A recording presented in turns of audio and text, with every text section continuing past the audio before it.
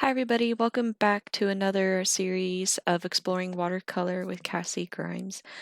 It's been a while since I've done watercolor, but I was able to organize some of my watercolor paints into a nice new palette, so I don't have to open up each tube anymore.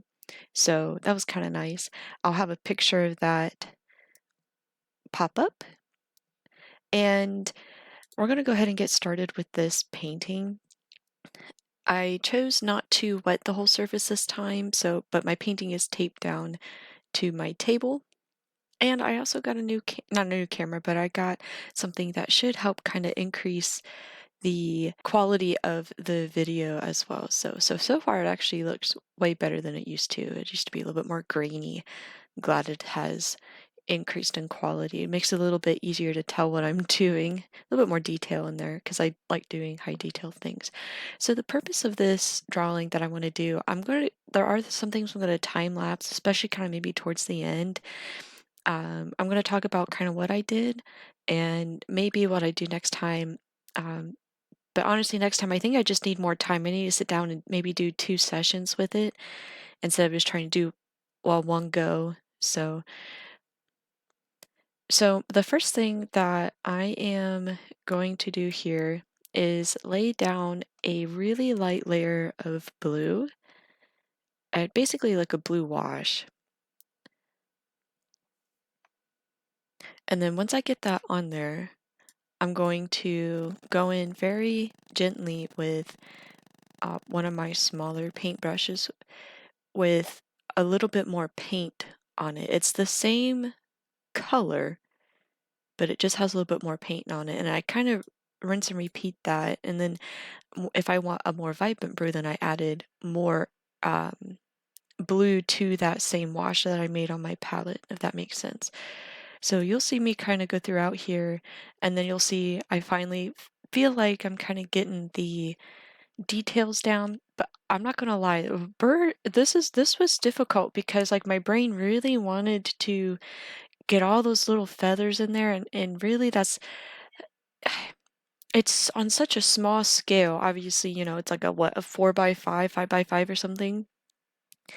And there's only so much detail you can cram into, especially like to show feathers and stuff. But this is for like practice. So I will have a link to the picture that I used off of iStock, and you guys can purchase that yourselves. Or if you have a subscription, you can download it. So once I get the head and the feathers on the front of the head in a bit more, I do move on to creating that uh, characteristic black that they have. So I have some Payne's gray in there and a little bit of the blue I was using.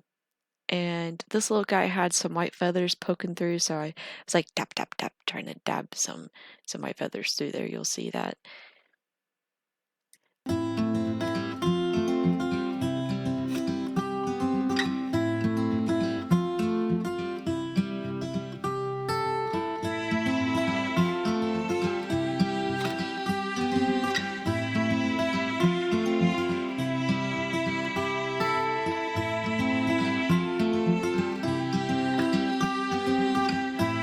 And then as we go on, his chest area, the front of his chest, I do a layer of a really light wash gray, and then I go in and I try to add some detail with that really thin paintbrush.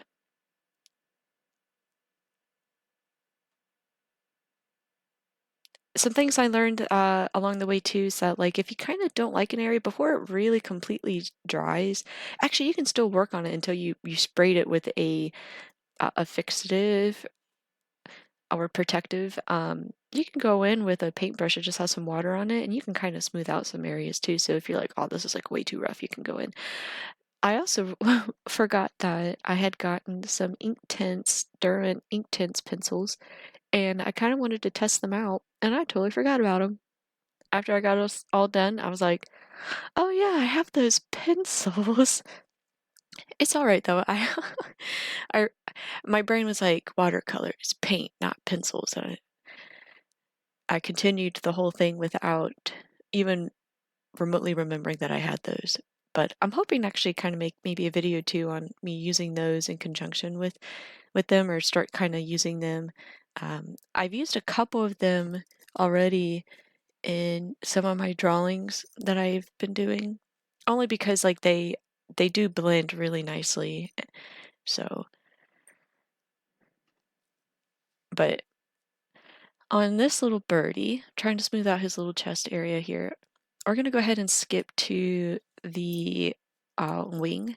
I do it's a teal color, so I do a light teal, and then I start kind of going in and mapping out where his feathers are going to be. And one thing I did struggle with this was that cluster of feathers uh, below his main base of his wing. I don't know what that part is called. I'm not a bird expert, but you'll see what I mean as we progress here. So I'm going to go ahead and let it go on, and then we'll see. We'll talk later in just a second.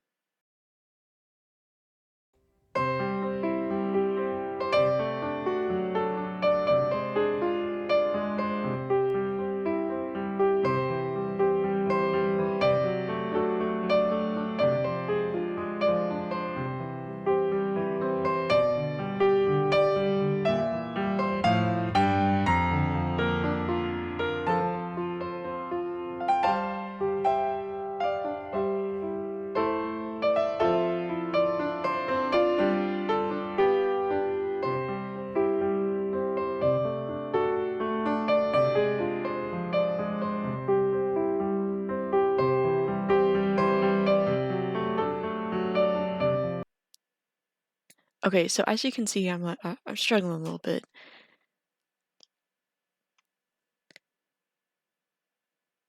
but that's okay because lesson learned. What I think I should have done was forget about those lines. Don't do those lines. Do those lines like the very last thing. That's what I should have done. I should have waited. But color pencil thinking, so I have to think watercolor now.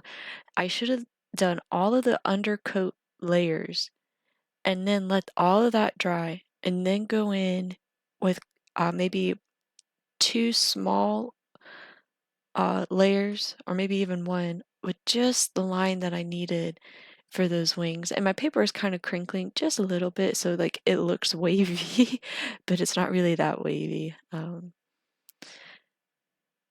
Yeah, I was like struggling, but I was so proud of kind of like getting that top of the head down on the bird.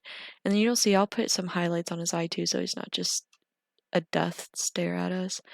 And then I do end up doing the branch and his little legs, and I do end up kind of doing a little bit of background. So we'll go ahead and fast forward just a little bit here, and we'll talk later.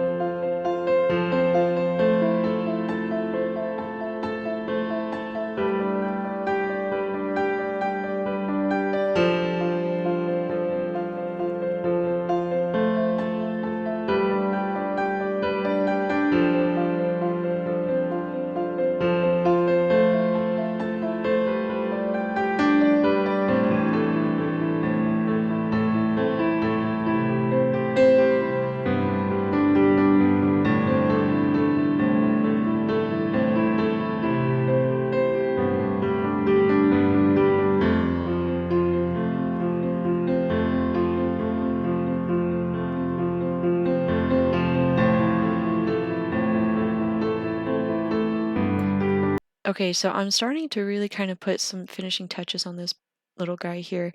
I've added a little bit of a gray blue light with some white mixed in wash. Gray blue white wash on top of some of what I've done, so that it appears as if there's this really fine layer over top as well. But you can see I kind of struggled a little bit with the feathers, and I think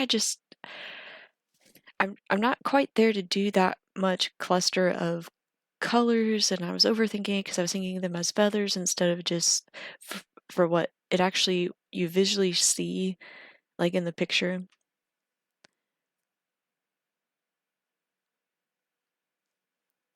Put his little feet on, and I'm going to do the branch here. We're going to go ahead and fast forward this as well.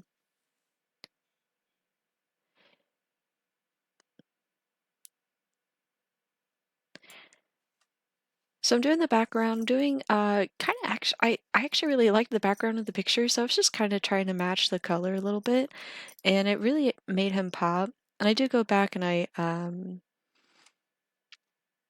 put a little bit more white up on his head so that I think I had a little bit of paint that kind of came down and morphed with his head there at the top. Just doing like a little light wash. It was just a cute little blue jay. I've actually done two before. It was actually before the holidays, and I just absolutely did not like it. I was just like frustrated trying to figure out because like I like doing detailed work, and this watercolor is supposed to kind of be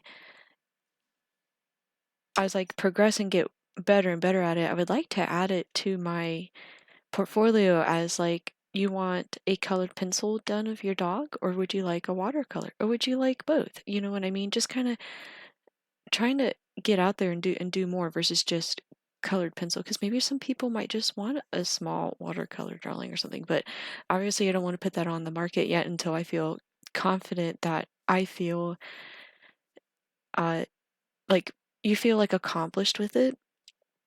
And like there are some things, elements in this painting that I feel accomplished, but there are some missing elements that could make this better. And every time I do one, I learn from it. So we're going to go ahead and speed this up a little bit. This is the last little bit here, but hope you guys enjoyed watching. I forgot to sign this at the end of the video, but I am starting a collection of of small watercolor paintings at home. So it's it's fun to see the progress from the very first one I've done even to now, kind of the structure and layering and the effects of watercolor and getting used to that. So, but thanks again, guys. Hope to see you on the next one and enjoy the rest of your day.